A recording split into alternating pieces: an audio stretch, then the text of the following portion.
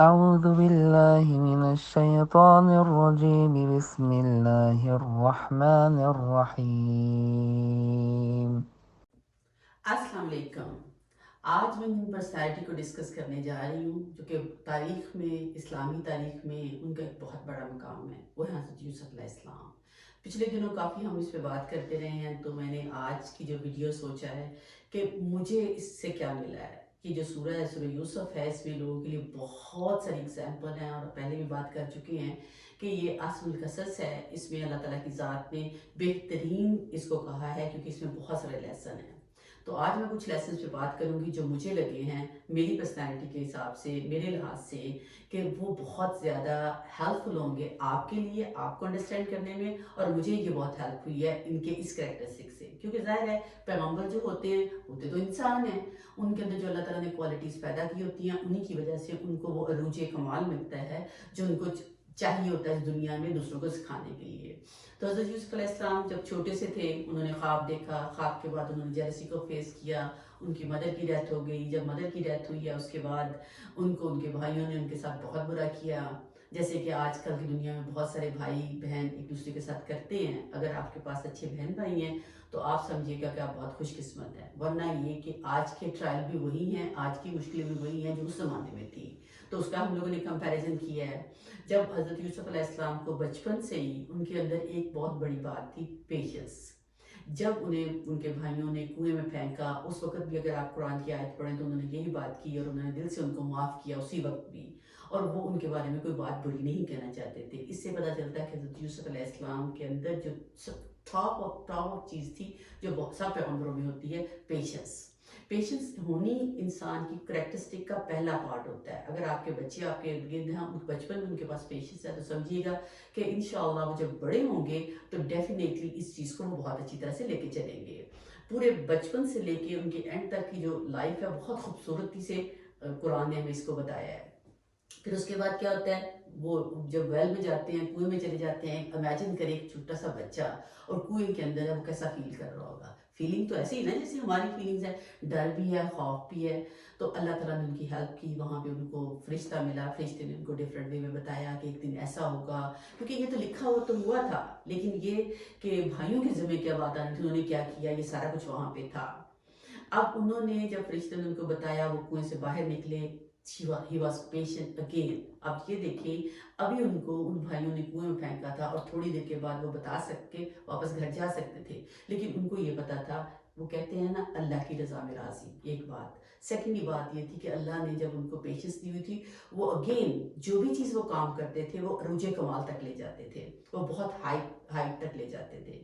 تو ان کی پیشنس وہاں پہ نظر آئی. اس کے بعد جب ان کو سلیو بنا کے سیل کیا گیا، اب جب ان کو شہر مصر میں فروخت کیا جا رہا تھا، ایک بچہ جس کو لاڈ پیار سے ماں نے پالا، جتنا بھی ٹائم تھا ان کے پاس باپ نے اتنا پیار سے پالا، اتنی محبت تھی باپ کو کہ باپ نے ساری زندگی رونا اور ان کی نظر چلے گئی اس بات پہ. لیکن اس کے باوجود بھی وہ جو ان کے اندر پیشنس تھی، اسی پیشنس کے ساتھ وہ ایک غلام بن کے بک رہے تھے.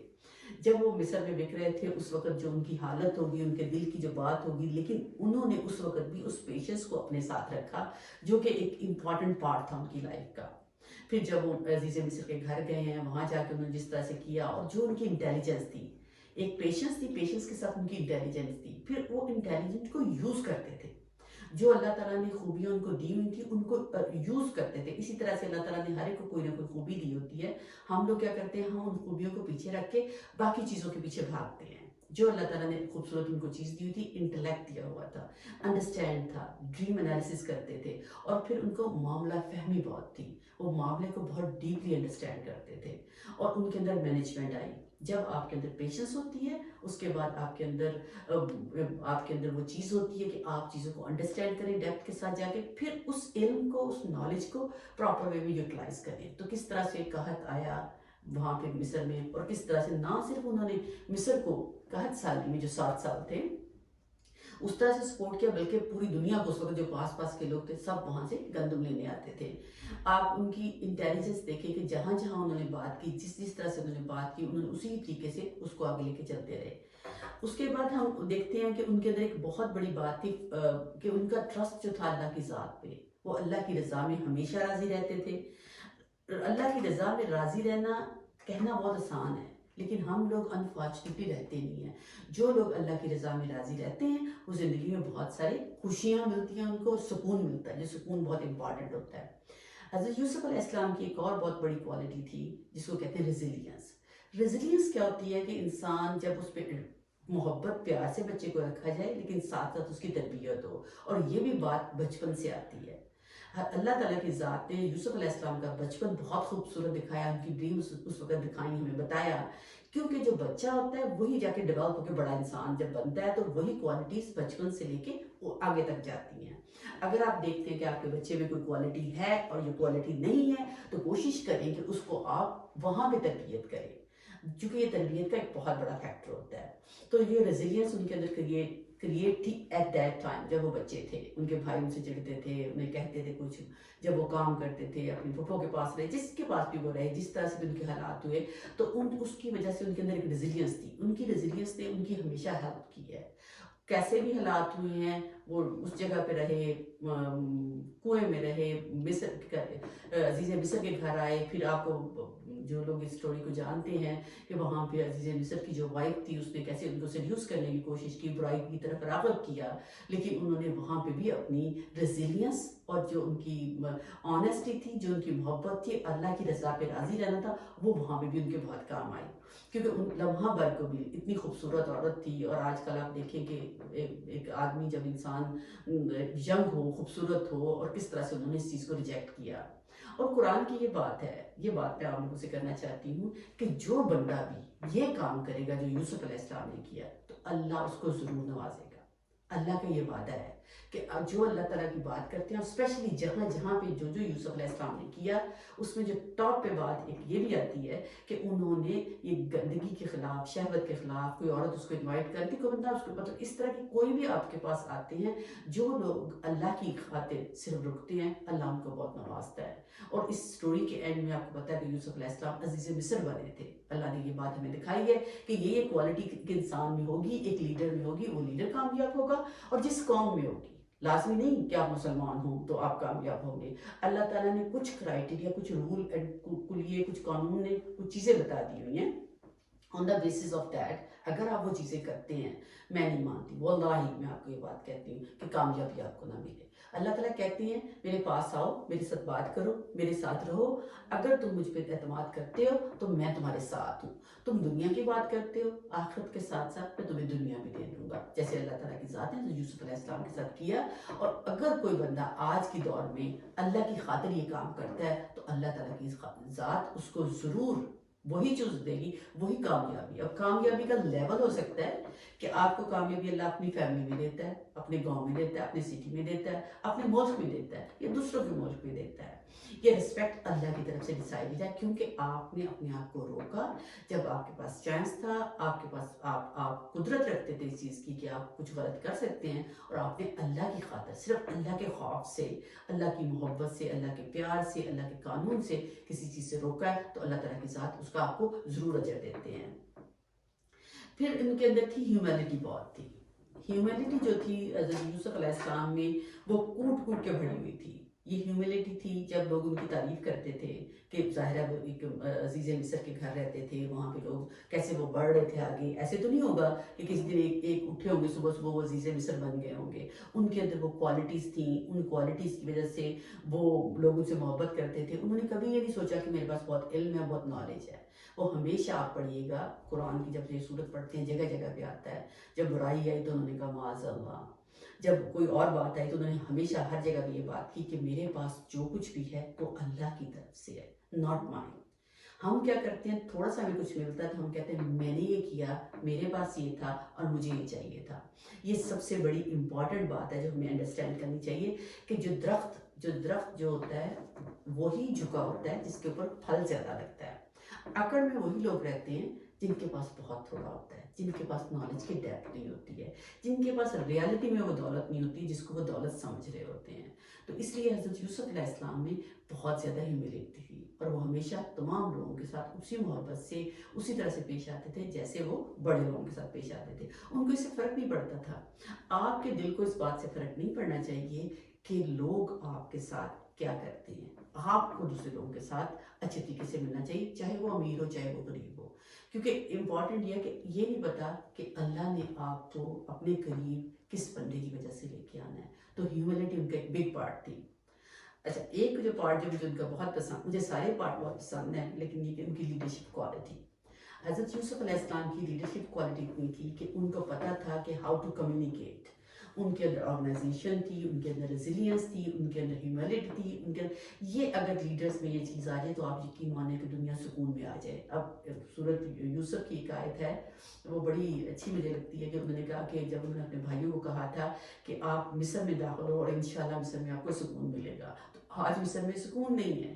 بات یہ نہیں ہے کہ وہ مصر جگہ تھی، بات یہ تھی کہ وہ جو لیڈر تھا اس وقت، جو یوسف علیہ السلام تھے، ان جب لیڈر آپ کے ٹاپ لیول کے ہوتے ہیں تو آٹومیٹکلی سیکیورٹی آپ کو پرووائڈ کرتے ہیں. دوسری بات یہ ہوتی ہے کہ ان کا تھاٹ پروسیس بالکل ڈفرینٹ ہوتا ہے. جو بڑے لیڈرز ہوتے ہیں جن کا نام ہمیشہ رہتا ہے، جس میں ہمارے بہت سارے پروفٹس بھی آتے ہیں، ان پہ بھی ہم کبھی بات کریں گے، لیکن چونکہ آج ہم ڈسکس کر رہے ہیں یوسف علیہ السلام کو، تو لیڈرشپ کی کوالٹی کے وہ پایا کہتے ہیں نا عروج کمال پہ تھے. ایک لفظ جو عروج کمال کا ہے وہ مجھے بہت خوبصورت لگتا ہے، کیونکہ یہ ان کی پرسنالٹی کے ساتھ ساتھ پیرلل چلتا ہے کہ انہوں نے جو کام بھی کیا، اگر انہیں ایک سرونٹ بننا پڑا تو ہی واز دا بیسٹ. اب وہ اس کے بعد کیا ہوا، انہوں نے ایکسیپٹ کیا کہ جو ٹیمپریری مجھے خوشی نہیں چاہیے، مجھے رب کی رضا چاہیے. تو انہوں نے جیل میں جانا، انہوں نے کہا کہ اللہ تعالیٰ اس سے بہتر ہے کہ میں جیل میں چلا جاؤں. جیل میں جاتے ہیں تو اس میں وہاں پہ ان کے دیکھیں کیا سلوک تھا ان کا. ان کی ساری پیشنس وہاں پہ کام آئی، ان کی ریزیلینس، ان کی انٹیلیجنس. انہوں نے وہاں پہ کتنے لوگوں کو اپنے ساتھ ملایا اور کتنے لوگوں کو مسلمان کیا. یہ ایک ہیوج بات تھی اگین ان کی پرسنالٹی کی اور لیڈرشپ کی. وہ جہاں جہاں جاتے گئے وہ کیونکہ انسان بورن لیڈر ہوتا ہے، اللہ تعالیٰ نے آپ کو کوالٹیز دی ہوتی ہیں. اب یہ ہم انسان ہیں، ہم ان کو دکھاتے کیسے ہیں، ہمارے پیرنٹس کیسے دکھاتے ہیں. جو وہ جہاں جہاں ہجرت کرتے گئے اور ہجرت کے ساتھ ساتھ اللہ تعالیٰ انہیں آگے سے آگے لے کے جاتے رہے. پھر جب وہ جاتے ہیں، جب وہ جیل سے باہر نکلتے ہیں، تو انہوں نے بڑی ایک امپورٹنٹ بات کی. انہوں نے کہا کہ میں چاہتا ہوں کہ پہلے جو مجھ پہ الزام لگا ہوا وہ کلیئر ہو جائے. جو الزام لگا کیوں، حالانکہ ظاہر عزیز مصر کو بھی اس وقت جو وہاں کا کنگ تھا اس کو بھی پتا تھا، سب کو پتا تھا اس بات کا، لیکن وہ کہتے تھے کہ میں نے تفاسیر میں دیکھ رہی تھی کہ انہوں نے کہا تھا کہ ایسا کیسے ہو سکتا ہے کہ ایک بندہ دوسرا بندہ یہ سوچے کہ شاید میں نے سوچا بھی تھا. تو وہ چاہتے تھے، وہ کسی کو بلیم نہیں کرنا چاہتے تھے، because he has so much forgiveness in him, he was very forgiving person. مطلب وہ کہہ رہے ہیں نا کہ ان کے اندر سب سے بڑی بات جو تھی وہ معاف کرنے کی تھی، کیونکہ معاف کرنے سے انسان کو سکون بہت ملتا ہے. تو معاف تو وہ کر چکے تھے ان کو، مطلب اپنی وہ عزیز مصر کی وائف کو اور عزیز مصر دونوں کو معاف کر چکے تھے، لیکن وہ چاہتے تھے کہ جو بات ان کے ساتھ آئی ہے وہ بات ان کے ساتھ نہ رہے، تاکہ لوگ ایک ریسپیکٹیبل جگہ پہ، جو ان کی ریسپیکٹ ان کی کیا تھی، اللہ سے تعلق. اور ان کی ریسپیکٹ کیا تھی، یہ نہیں تھی کہ وہ یہ چاہ رہے تھے کہ ان کو بڑا نام ملے. یہ بات تھی کہ یہ اللہ کا بندہ ہے، اللہ کا پیغام دے رہا ہے، اللہ کی بات کر رہا ہے، یہ خود کیسا ہے. ہم لوگ جب دعویٰ کا کام کرتے ہیں، دوسرے لوگوں کو وہ باتیں بتاتے ہیں کہ اس پہ عمل کریں، اور اگر ہمارے عمل میں وہ چیز نہیں ہوتی ہے تو کیسے ہو سکتا ہے کہ ہم اس چیز کو اس طرح سے لے کے چل سکیں. تو وہ اپنے آپ کو کلیئر کرنا چاہتے تھے اللہ کی ذات کے لیے، تاکہ میں نے اللہ کا پیغام لوگوں کو دینا ہے. اگر تھوڑی سی بھی ایمبیگوٹی ہوئی ان کے ریلیشن شپ، ان کی بات میں، تو ڈیفینیٹلی لوگ ان کو کس طرح سے دیکھیں گے. ان کی ساری بات اللہ کے لیے تھی، جو کچھ انہوں نے کیا، پلاننگ کی، وہ اللہ کے ساتھ کی، کیونکہ اللہ کے نام کو وہاں پہ وہ بلند کرنا چاہتے تھے. لاسٹ جو ان کی کوالٹی تھی، ہم بات کرتے ہیں انٹیلیجنس، ایموشنل انٹیلیجنس کی. ایموشنل انٹیلیجنس، ایمپتھی اور جو کمپیشن تھا ان کے اندر، وہ ہر لمحے ہر جگہ، جب وہ کنویں میں تھے اس وقت، جب وہ عزیز مصر کے گھر گئے تب، اور جب بھائی ان کے واپس آئے ان سے ملے، انہوں نے اس وقت بھی، آپ قرآن کی آیت پڑھیں، جب بھائیوں نے معافی مانگی ہے حضرت یوسف علیہ السلام سے، انہوں نے کیا کہا ہے، اور جب انہوں نے بھائیوں نے جا کے معافی مانگی ہے والد صاحب سے تو انہوں نے کیا کہا ہے. حضرت یوسف نے فوراً کہا تھا میں نے تمہیں معاف کیا، اللہ بھی تم پہ رحم کرے. حضرت یعقوب علیہ السلام نے کہا تھا کہ میں اللہ سے دعا کروں گا کہ اللہ تمہیں معاف کر دے. تو بات یہ کہ یوسف علیہ السلام میں کوٹ کوٹ کے وہ بھرا ہوا تھا معافی کا عنصر جو انہوں نے وہ ذکر کیا. ان کے اندر ایمپتھی تھی اور کمپیشن تھا. ہی واز ٹرائنگ ٹو، وہ چاہ رہے تھے کہ وہ فیل کریں، وہ دیکھیں کہ ان کے بھائیوں نے ایک وجہ سے، کیونکہ ان کے فادر ان سے زیادہ محبت کرتے تھے، اس لیے انہوں نے یہ سارا جیلسی میں کیا، اور جیلسی جو کام ہے وہ شیطان کا کام ہے، ورنہ میرے بھائی بہت اچھے ہیں. اسی طرح سے انہوں نے محبت کی، اسی طرح سے پیار سے ان کو رکھا، کوئی تانے نہیں دیے. ہمارے ہاں کیا ہوتا ہے، ہم تو تانے دینے شروع کر دیتے ہیں نا کہ بھی یہ بات تھی، یہ بات تھی، یہ بات تھی. His talk was very assertive, وہ بہت اسرٹیو تھے، کمپیشنیٹ تھے، ایموشنلی انٹیلیجنٹ تھے. اور جس طرح سے پھر انہوں نے پھر اپنی معاملہ فہمی کو لے کے آئے، اور معاملہ فہمی کرتے ہوئے انہوں نے اپنے فادر کو بلایا، پھر اپنے بھائی کو سیٹل کیا. یہ ایک نیچرل سنت ہے. جیسے ہم لوگ امریکہ میں رہتے ہیں، امریکہ میں آتے ہیں، دل چاہتا ہے ہمارے بہن بھائی آ کے یہاں پہ رہیں، وہ فیسلٹیز دیکھیں، ہمارے پیرنٹس وہ فیسلٹیز لیں جو کہ ہمارے پاس وہ فیسلٹیز ہیں. انہوں نے بلا کے ان کو سیٹل کیا. سیٹل کرنے کے بعد باقی سٹوریز تو اور پیغمبروں میں پھر چلتی ہے اس کے بعد. لیکن یہ کہ جو ان کی آخری آیت ہے آپ وہ پڑھیے گا، جو انہوں نے دعا کی تھی، انہوں نے پھر بھی اللہ سے یہ دعا کی تھی ان ساری باتوں کے باوجود، اللہ مجھے صالحین کے ساتھ لے کے جانا، اللہ میرے پہ رحم کرنا. اور آخری وقت تک وہ اللہ سے رحم اور ہیوملٹی اور کانفیڈنس کے ساتھ، اس چیز کے ساتھ کہ ان کا اللہ سے تعلق بہت اسٹرانگ تھا. اللہ سے تعلق کو اسٹرانگ کرنے کا بہت بڑا بینیفٹ ہے. آپ کو آخرت تو ملتی ہے جو کہ ایکچولی الٹیمیٹ ہونا چاہیے، لیکن اللہ تعالیٰ آپ کو دنیا بھی دے دیتے ہیں. ہوپفلی اس پہ بات کرنے کی تو بہت لمبی بات ہے، گھنٹوں اینڈ گھنٹوں میں اس پہ بات کرنا چاہتی ہوں، لیکن ظاہر ہے ہمارا اسپین تھوڑا کم ہے، تھوڑا ٹائم ہے، تو اس کے لیے میں آپ سے کہوں گی ان میری باتوں پہ غور کیجیے گا. اور اگر آپ کو شوق آئے پڑھنے کا تو قرآن کی تفسیر جا کے پڑھیے گا حضرت یوسف علیہ السلام کی. تو میرا خیال ہے کہ آپ کو اگلے 2-3 سال جو ہے ایک صورت سٹارٹ کریں اور اس میں چوز کریں صورت یوسف کو. آپ کو مزہ آئے گا حضرت یوسف کے بارے میں جان کے. ان کے ساتھ رہتے ہوئے آپ کو فیل ہوگا جیسے آپ ان کے ساتھ رہ رہے ہیں، آپ ان کے ساتھ سیکھ رہے ہیں، آپ کو وہ بتا رہے ہیں، کیونکہ اللہ ہمیں بتا رہا ہے. اللہ نے ایک ایک لفظ، ایک ایک بات، ایک ایک چیز کو ہمارے ساتھ بیان کیا ہے. تو شروع سے لے کے جہاں پہ یہ قرآن شروع ہو رہا ہے اور آخری آیت تک، پھر اللہ تعالیٰ جب سورہ یوسف میں کہتے ہیں محمد صلی اللہ علیہ وسلم کو بتاتے ہیں بات ختم ہونے کے بعد، اس قصے کے ختم ہونے کے بعد جو میجر قصہ ہے وہ پڑھیے گا، آپ کو مزہ آئے گا. مجھے لگتا ہے کہ آپ کو بہت پسند ہے. اس رمضان میں آپ اس چیز کو پلان کیجیے گا اور دیکھیے گا کہ آپ نے کیا لرن کیا. Thank you. رب قد آتيتني من الملك وعلمتني من تأويل الأحاديث فاطر السماوات والأرض أنت ولي في الدنيا والآخرة توفني مسلما وألحقني بالصالحين. لقد كان في قصصهم عبرة لأولي الألباب ما كان حديثا يفترى ولكن تصديق الذي بين يديه وتفصيل كل شيء وهدى ورحمة لقوم يؤمنون.